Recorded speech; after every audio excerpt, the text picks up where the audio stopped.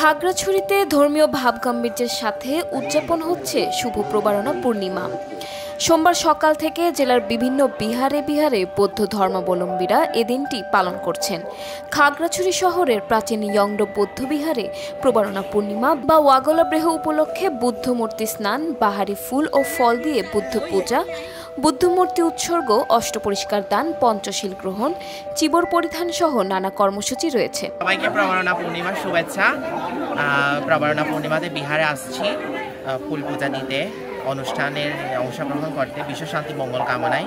পরে বুদ্ধ পূজা, তারপর অষ্টপরিষ্কার দান, সঙ্গ দান, মিষ্টি দান, ছুঁয়ে দান মানে ফলমূল, এই অনুষ্ঠান হবে।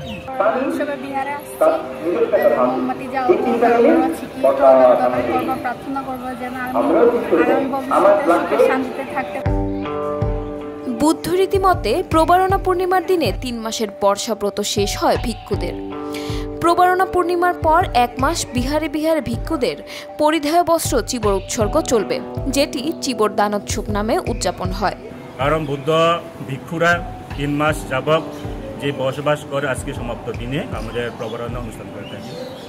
এই প্রবারণার দিনে আমাদের অনেক কিছু আয়োজন করে থাকি, যেমন আপনারা অনুষ্ঠান বিহারের সঙ্গদান, অষ্টপরিষ্কার দান সহ নানাবিধ অনুষ্ঠান এবং ফানুস উত্তোলন থেকে শুরু করে আমরা যাবতীয় অনুষ্ঠান করে থাকি।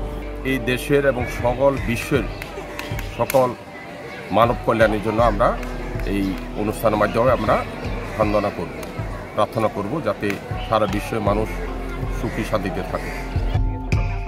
এবছর প্রবারণা পূর্ণিমা উপলক্ষে মারমা জাতিগোষ্ঠীরা রিছিমি বা জলপ্রদীপ প্রজ্বলন না করে গুইমারায় ক্ষতিগ্রস্ত পরিবারদের মধ্যে আর্থিক সহায়তা প্রদান করছে।